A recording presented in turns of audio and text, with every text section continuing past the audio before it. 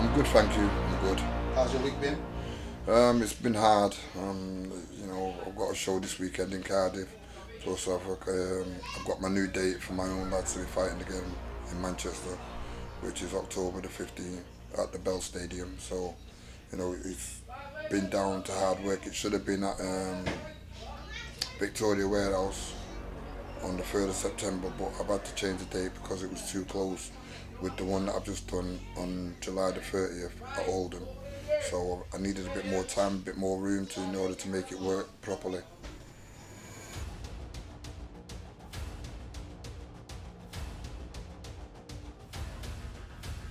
I mean, I'm used to it now. I mean, what I've realised about putting an event on every time I've done it, I've always bought the atmosphere. I've always aimed and always got it right. And don't get me wrong, I've done that from my first event because, when I first did it with Chris Mailer, it's what we aimed to do, was creating a proper boxing fan and people that want to engage into what we're doing. And I seem to have got that right now. So I've got the respect in what we're doing. Putting on good fights, putting on the correct fights. We're not putting boxers in. I mean, because you've got fighters today that excuse my language, but you've got dicks that want to fight pussies and it don't add up. And it's like boxing is what it is. I mean, I'm not going to overmatch a kid, but I'm also going to put them in a fight where if they're not prepared properly, they can get beat. And this is what I did even with my own lad. I mean, Adam Rasool, I took my first defeat against Jamie Quinn. Jamie Quinn was a very, very, very, very, very, very experienced fighter. Don't just look at his record that he's had 100 and odd fights and he's only won this many out of it. The fact that he's been in the ring that many times, he knows his way around it. But I took the fight and I didn't take the fight, I made the fight because I know how good Adam can be. And Adam got himself in all the right positions in that fight, but just didn't work. And it's all part of learning. And a couple of fights down the line, I'll make that fight again. But these fighters have got to know if they want to go to the top, this is what they've got to do. They've got to get back up, dust themselves off, and reset themselves and start all over again and want that rematch.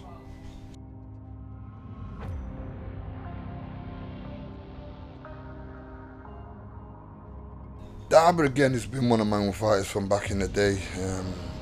He just went off the rails a little bit, come back and not boxed for 3 years. It was like having his first fight all over again. And I mean, he showed touches of class that potentially you can see that this kid's going to be good. The way he was using the jab, the way he was doing things. I mean, a lot of ring rust was on him. He needed to forward out a lot more. And I think another fight down the line, I think you'll see a better Darby, but he's only going to get better as he goes along. Darby, he's going to be one of these quality kids. He's got something about him that says this kid's going to make it.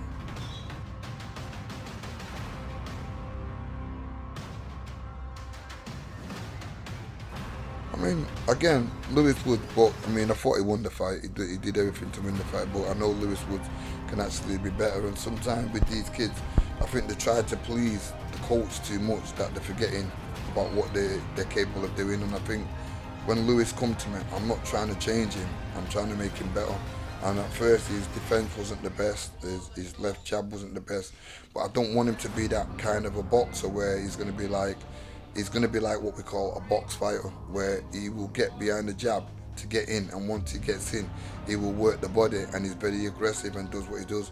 But I think sometimes he's changed. He thinks he's confused with what I actually want from him. I want him to do what he does best. He's aggressive, come forward fighter, but he used to take punches in order to land punches. And what I've done is I've cleaned him up. His defence is better, but then he needs to learn to work up that. So on account of how did he do? Yeah, I want him to understand what I want him to do, not him thinking that this is what I want him to do. It's a box like that. Because when he used the jab, he was effective. When he used his defence, he was effective. But then he didn't put it together while working off his defence. Something like what Zelfa does, he blocks and throws, and Lewis can do the same thing. In the gym, he does it really, really good.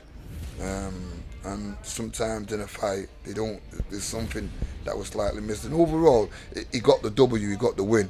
and he did look good. He did look like a rounded off, but I think his work rate could have been a lot more. I mean, he hurt the kid with a beautiful body shot, and he could have sustained it a lot more on his attacks.